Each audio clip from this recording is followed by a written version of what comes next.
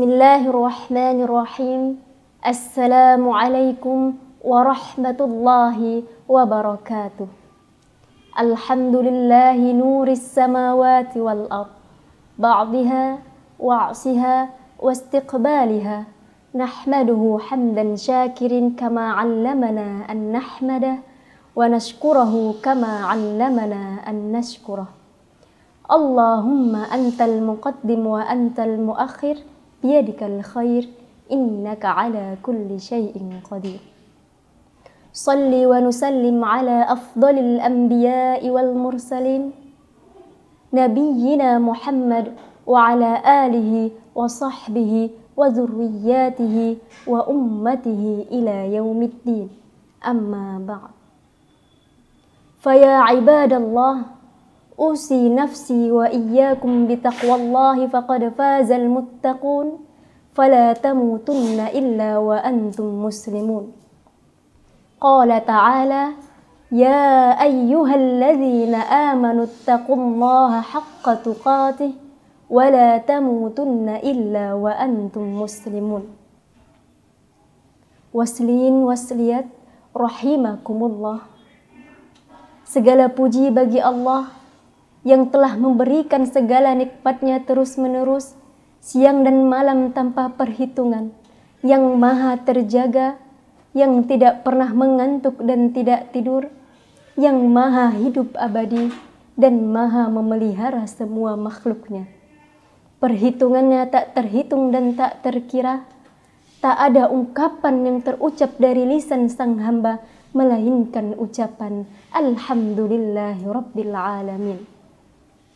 Salawat dan salam senantiasa tercurahkan kepada baginda kita, Nabi besar kita, Nabi Muhammad sallallahu alaihi wasallam. Allahumma salli wa sallim wa barik alaihi. Waslin wasliyat rahimakumullah. Banyak yang bertanya di antara kita, bagaimana kita bisa mencintai Al-Quran? Bagaimana kita bisa dekat dengan Al-Quran? Yang pertama, kita mesti belajar tentang apa keistimewaan tentang Al-Quran, sehingga ini menjadi motivasi bagi kita untuk cinta terhadap Al-Quran. Contoh, Al-Quran adalah sarana terbaik untuk memberikan bukti terindah kita untuk orang tua. Hal ini yang pertama yang mungkin ada salah satu di antara kita yang tanamkan pada jiwanya. Bagaimana ia mencintai Al-Quran dengan menjadikan motivasi itu untuk memberikan persembahan kepada orang tuanya. Ayah yang telah berusaha maksimal memberikan yang terbaik untuk kita. Ibu yang telah berjuang dengan darah keringat air mata memberikan yang terbaik untuk kita. Lalu kita mencoba, apa yang bisa kita berikan untuk mereka? Kalau hanya dunia, orang yang gak beriman pun bisa berikan itu.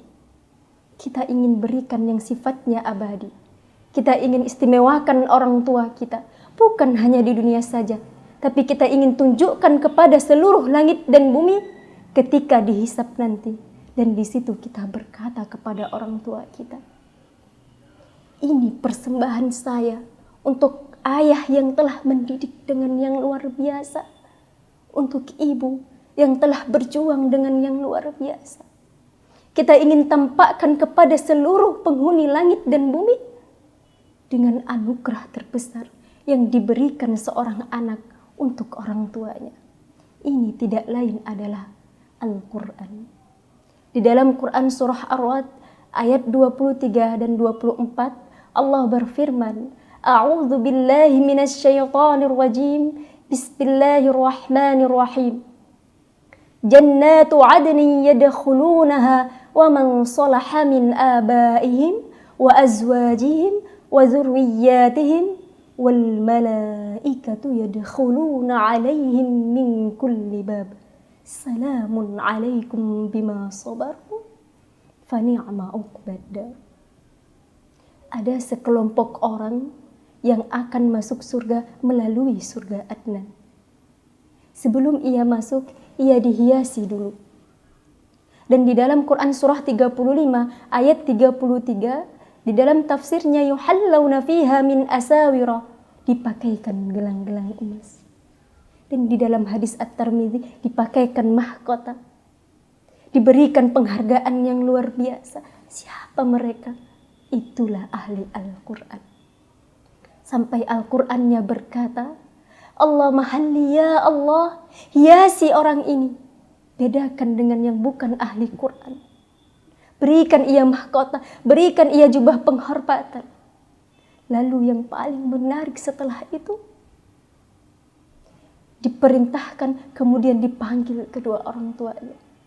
Diberikan mahkota yang sinarnya sangat dahsyat, sangat terang dibandingkan sinar matahari yang masuk ke rumah seseorang.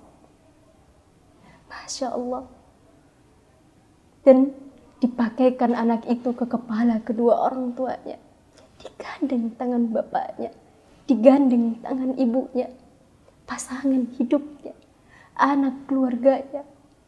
Ternyata ini disyafaatkan langsung kata Allah untuk keluarga besarnya.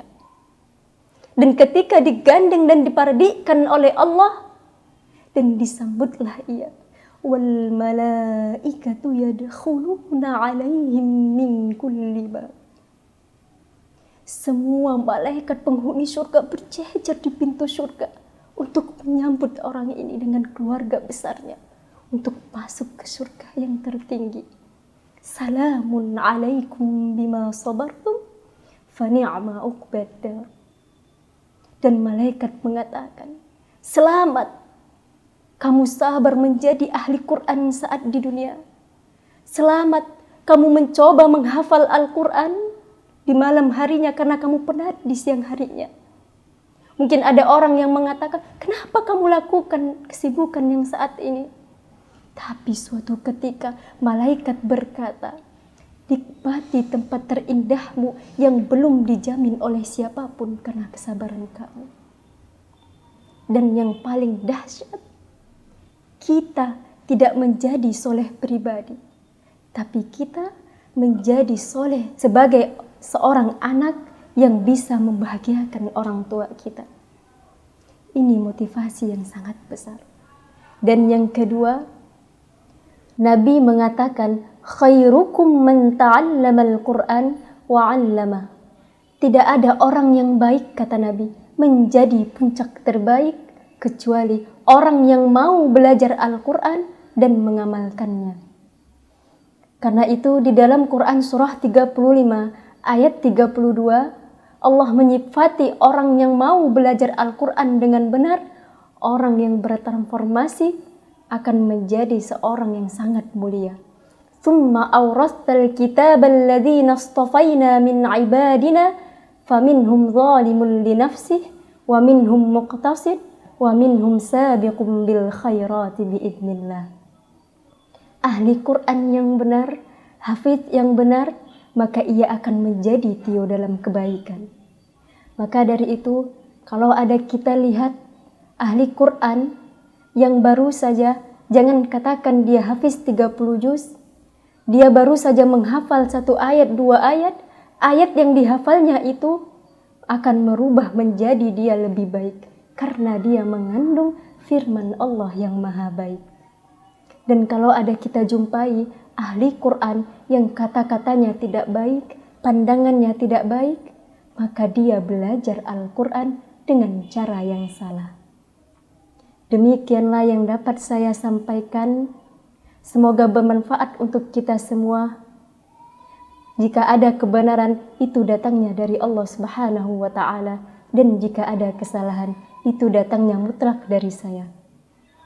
Nasrun minallahi wa fathun qarib wa basyiril mu'minin. Wassalamu alaikum warahmatullahi wabarakatuh.